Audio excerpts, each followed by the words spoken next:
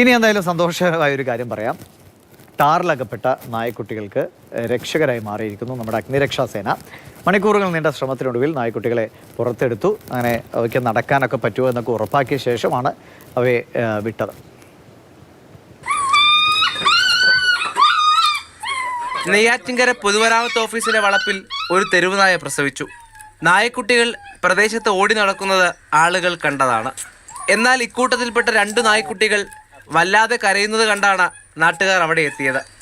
പ്രദേശത്ത് സൂക്ഷിച്ചിരുന്ന പാട്ടയിൽ നിന്ന് പൊട്ടിയൊലിച്ച ടാറ് ദേഹത്ത് പറ്റിയ ശേഷം രക്ഷയ്ക്കായി കരയുകയായിരുന്നു 2 പേർ. ഒട്ടും കാക്കാതെ നാട്ടുകാർ ഇത്തരം ഘട്ടങ്ങളിൽ രക്ഷയ്ക്കെത്തുന്നവരെ വീണ്ടും ഓർത്തു.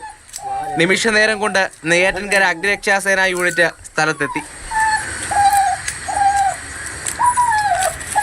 ഡീസൽ ഉപയോഗിച്ച് നായക്കുട്ടികളുടെ ശരീരത്തിൽ പറ്റിപ്പിടിച്ച ടാർ നീക്കാൻ തുടങ്ങി. മണിക്കൂറുകൾ നീണ്ട പരിശ്രമത്തിനൊടുവിൽ നായക്കുട്ടികളെ രക്ഷപ്പെടുത്തി. രക്ഷാപ്രവർത്തനത്തിനിടയിൽ ആദ്യം ആശങ്കപ്പെട്ടെങ്കിലും രക്ഷപ്പെടുത്തിയവർക്ക് വാലാട്ടി സ്നേഹം തിരികെ നൽകിയാണ് നായക്കുട്ടികൾ അമ്മയ്ക്കടുത്തേക്ക് നടന്നത്. മാതൃഭൂമി ന്യൂസ്, തിരുവനന്തപുരം. ഈ ടാർ വീപ്പുകൾ പലയിടത്തും ഇതേപോലെ അപകടം ഉണ്ടാക്കാറുണ്ട്. എന്തായാലും രക്ഷപ്പെടുത്തി. രാഹുലെ, എത്ര സമയം എടുത്തു? കുഴപ്പമൊന്നും ഇല്ലോ അല്ലേ? ഒരു കാര്യം പലയാവർത്തി എങ്ങനെയാണ് പറയേണ്ടത് എന്നുള്ളൊരു വലിയ സംശയത്തിലാണ്. കാരണം നമ്മൾ നിരന്തരം ഈ വാർത്ത കൊടുക്കുകയാണ്. എനിക്ക് തോന്നുന്നു കഴിഞ്ഞ ദിവസവും ഇതുമായി ബന്ധപ്പെട്ടൊരു വാർത്ത പോയി, ഇന്ന് രാവിലെ കൂടി പോയി.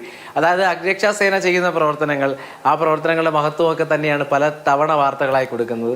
അതിൽ മനുഷ്യരുണ്ട്, മനുഷ്യർക്ക് ചുറ്റും ജീവിക്കുന്ന മൃഗങ്ങളുണ്ട്. അവരെ പോലും കരുതുന്ന തരത്തിലേക്ക് കാര്യങ്ങൾ പോകുന്നു എന്നുള്ളത് തന്നെയാണ്.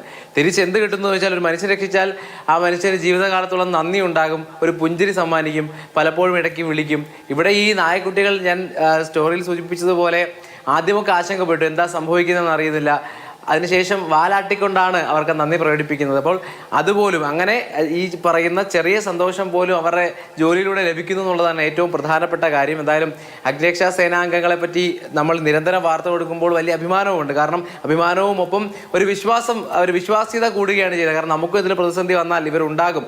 കാരണം എത്ര ചെറിയ കാര്യത്തിന് വിളിച്ചാലും, ഈ ചെറുത് എന്ന് പറയുന്നത് നമുക്ക് അളക്കാൻ കഴിയില്ലെങ്കിൽ പോലും എന്ത് ചെറിയ കാര്യത്തിന് വിളിച്ചാലും, ഒരു തവണ നമ്മൾ ചെയ്ത സ്റ്റോറിയാണ് ഈ മോതിരം കയ്യിൽ നിന്ന് ഇളക്കാൻ കഴിയാത്ത ഘട്ടത്തിലൊക്കെ മോതിരം ഇളക്കി കൊടുക്കുന്ന തരത്തിൽ കുറേയധികം കേസുകൾ അങ്ങനെ വന്നിരുന്നു. അങ്ങനെ എന്തായാലും വലിയ തുണയായി 101 എന്ന് പറയുന്ന ആ നമ്പർ നമുക്കൊപ്പമുണ്ട്, ആ വ്യക്തികൾ നമുക്കൊപ്പമുണ്ട് എന്നുള്ളത് തന്നെയാണ് ഏറ്റവും പ്രധാനപ്പെട്ട കാര്യം. ഇത് ഏറ്റവും ഒടുവിൽ നെയ്യാറ്റിൻകരയിൽ ഉണ്ടായ സംഭവമാണ്.